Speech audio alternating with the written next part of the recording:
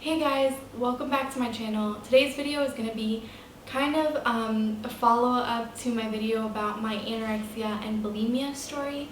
And I know that a lot of people here on YouTube kind of like share their stories and share pictures, but there's not a lot of like true facts or kind of just like the hard and gross and sometimes kind of like TMI facts about anorexia and about the side effects of anorexia. So what I found is that a lot of people tend to kind of talk about like their experience in terms of like some of the symptoms, but I figured in this video, and again, if you don't like these kind of videos, if you don't like kind of nitty-gritty or kind of gross details, then this isn't the video for you. You can just go ahead and X out of it. But if you want like a real kind of inside look behind the scenes as to what anorexia does to your body, then keep watching. So like I mentioned, I kind of started struggling with anorexia and first actually started struggling with bulimia at the age of 15, and it was kind of on and off, like kind of started using it as a mechanism to maintain weight and then as a way to just kind of control, and that kind of spiraled into my anorexia come like the age of 21, almost 22, so it was a little bit later on. But I did kind of struggle with purging and binging and basically my entire life. And some of the side effects that I discovered, I'm going to do one of these videos, and this video particularly just about anorexia, but I can do one for bulimia if you think that it's interesting or if you want to know more. But for anorexia, one of the huge side effects that I found, and that again this is an attempt to kind of show you that it's really not worth it to go to those extremes, but my hair was falling out, and you know, sometimes you get tangles in your hair and like the occasional strands come out, but think that 10 times worse, where if you just like pass your hand through your hair, it was like clumps of hair. And again, like if you keep doing it and you prolong it, then you run the risk of literally going bald. The second thing is complete and total headaches, like migraines 24/7, and it was just a struggle to get by through the day. You couldn't concentrate, like I couldn't like pay attention in class or even respond quickly enough, simply because my body wasn't getting the nourishment it needed to just stay awake and be active and like mind like fully on whatever I was doing at that moment. The third side effect was like increase of anxiety, and this is something that not a lot of people know about, but if you have an anxiety tendency ahead of like or previous before you start anorexia, then it kind of just adds to the pressure because you're constantly trying to control things, trying to figure out what your next plan is. You have to plan ahead where your meals are going to be, how much calories are going to be, and that just adds a whole level of tension and stress to your body, and that can lead to then also on top of it like anxiety attacks, or kind of like either exacerbates other things, like for example, like if you have claustrophobia, that can just like it builds up and tension builds up, and you're more prone to kind of just go like berserk in whatever previous things made you kind of like neurotic. It just makes you a little bit more tense, and again makes you more prone to them. Then also another thing that I found was just blacking out, and this is something that's extremely common when you have anorexia. If you get up from your bed literally and you take a walk, like just a step, not even a walk, like a step up, like one or two, then oftentimes I would have to hold on to the wall because my entire face, I guess, I don't know if you call it a face, but whatever, I would completely black out, and I would start getting dizzy and just like fall to my knees. A trip to the bathroom would take me like a good 10 minutes because I would have to hold onto the wall the entire time. Something else is that my anorexia, I coupled it with an addiction to laxatives, and what happened is, and I'm still struggling with it, and this is something that's kind of like long-term results of anorexia too, is that since I was going and taking like 4 to 6 laxatives, which isn't a lot compared to a lot of people, but it was enough for me to the point where I had terrible stomach cramps, like literally just sitting on the toilet or not even reaching the toilet and just feeling like terrible, like I just wanted to die in that moment. And as a result of that, now I have struggles going to the bathroom because my body got used to having that many laxatives just to be able to go to the bathroom. and it's something that it builds up. So if you use one, then you use two, then you need 3 to go, then you need 4 to go. And now I'm struggling to just kind of wean myself off of them because I realize that if I don't take one, I won't go to the bathroom for like 1 or 2 weeks. So it's something that has a prolonged effect.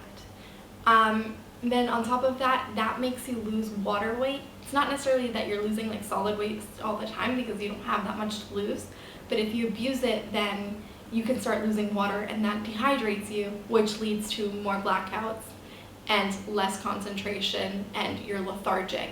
And literally that's something that's going to be huge if you have anorexia, is you lose energy really quickly. You don't want to go out, you don't want to meet with your friends, you don't want to get out of bed, and it just kind of spirals into like this whole depression. And depression often accompanies, it's either like a trigger or it accompanies anorexia. And again, I had anxiety and depression, I had all these health problems. Then on top of all of that, I stopped getting my period. And the first couple months I was like, you know what, I'm losing weight and, you know, screw my period, I don't need my period, like, yay, no cramps. But after a while, your body, what your period essentially is a way of your body kind of rebuilding like your uterine lining. It sheds your uterine lining, which is why you bleed, and that's what makes you fertile in a sense, that process. And what I realized when I went to the doctors is that they did my blood work and they realized that since I wasn't getting my period, and that was kind of affecting it, and it was long term that I wasn't been getting my period, it can affect your fertility later on. So if you want to have children, then that kind of screws it up in the future. On top of all of that, I had problems with iron deficiency. I had problems with the deficiency of like general like minerals and like stuff that your body needs, vitamins and whatever. So that obviously in a long-term effect can affect your general health and can lead to like severe problems like death even. And anorexia is one of the leading causes of death among young girls. Believe it or not, and there's statistics about that. I don't want to get into details because I'm not an expert and I don't know, but you can probably just Google it and find out a lot of information about that. Then on top of that, if you have anorexia, something that a lot of people don't know unless you've been anorexic or you've Googled it, is that you actually grow extra hair. And this is a result of being cold all the time. This was something that was huge for me. Like I literally had to have like layers on layers on layers because I was cold all the time. And my boyfriend slept next to me, my fiance, who's been there for me and supported me through the whole thing. But literally it would be like a constant battle because I would be freezing all of the time because your body isn't getting enough nutrients. And because of that, your body tends to grow extra hair. And there's a word for it, lanugo, I don't know. But literally think about like little like fuzzy hairs, like the back of your hair, like no baby hairs, all over your body, and that's its mechanism of all of a sudden kind of survival mode and trying to protect you from obviously the cold. Another thing is I could not sit for long periods of time. Like my butt was so bony and my elbows and everything, that every joint in my body would just hurt. So I had to have like pillows on top of pillows at night that I would sleep on. And it was just super uncomfortable. I couldn't like get in the car for long periods of time. And it was terrible. Another thing is like, and this is something a little bit more vain. It doesn't necessarily like have a like severe impact, although obviously what you're doing to your body does, is for example, rings don't fit you anymore because your hands are all bony. Your pants, I was shopping in kids' clothes, so your clothes don't fit you anymore. And literally think about also not having any breasts. And like before, like I almost was a double D when I was like binge eating and stuff like that. And then I went to like no boobs at all. Like literally barely fitting in an A. I had a training bra from a store that sold to preteens. And yeah, that was like it. Like think about looking like a boy and then having like your 9-year-old friend, like sister, I don't know, like who has no boobs, having bigger breasts than you do. So yeah, I looked like a boy.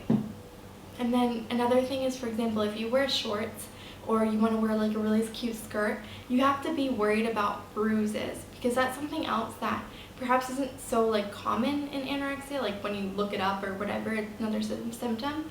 But think about all of your bones rubbing together every time you sleep, every time you walk, every time you sit. Like your bones rub up against each other, and that just creates bruises, and the bruises hurt, and they just look really gross. Then, for example, think about your shoes. It's not just your clothes that you grow out of, but you also grow out of your shoes. Like, you know those like really cute sandals that you have that are like gladiator ones? Well, those don't really fit around your ankle anymore. Your ankle is too thin for them now. And that just means that you can't really wear them because your foot slides in them, and then that's just not a good idea. Then the same thing happens, for example, with your bracelets. Just think about everything. Then on top of it, your skin, extra skin that you had before, starts sagging. And this is something that I'm still dealing with now. I have stretch marks from when I had gained weight earlier, and now on top of the stretch marks, my boobs are still saggy. I have extra skin folds everywhere. And I mean, obviously, as I start kind of recuperating and with my recovery, I don't have as many as I had before. But before, like, whatever I did have left of my boobs was just like flopped over, and so gross to say, but I had extra skin everywhere. Another thing that you have to worry about, and this is again something that maybe a lot of people don't consider or something like that, but you like your sex life and your social life take a huge plunge. And this is also true with like your relationships with other people. That's not really a symptom. What is a symptom though is basically not being able to have sex. If you have a partner, then that's just gonna make things uncomfortable because A, your bones hurt, B, it's hard for you to be sitting for a long period of time or lying for a long period of time, depending on how you like it. That's TMI, but anyways, you can't do that very comfortably. And then your social life, you can't really dance, you can't really stand up for long periods of time. It's not like you can like go out with your friends and stay there for a while. And then if you're like moving, then you black out. It's a hot mess. So I hope you kind of take that and just take it to the heart and know that it's coming from a place of like understanding. I've been there. I know how hard it is to come out of an eating disorder. And you know, I'm still going through that, and I have my good days and I have my bad days. But just know that you're not alone. Know that there's plenty of people that are going through that. And know that these things add up. It's not so much like you can think in the moment like, and I know this is something that I thought too, that like, you know, oh, I'm just blacking out once a day, or oh yeah, my butt hurts, so what? But it's things that in general, they kind of add up, and if you continue that process, then the symptoms get worse. And the repercussions of the systems, like organs shutting down and, you know, long-term effects, whether it's like death in the end, you know, there's serious things that can happen and come out of this. So I hope that you find this useful. I hope that it either inspires you to make a change in your life if you're going through this, or that you can just help someone if you realize that these people are experiencing these symptoms. And again, if you want to talk, you can always message me. You can like, comment, and subscribe if you want to have more videos, or if you have any suggestions about other videos I can make. And let me know if you guys want a video about, I guess, the side effects of bulimia or the side effects of binge eating, which I've unfortunately also had. So yeah, let me know, and see you guys in my next video. Bye.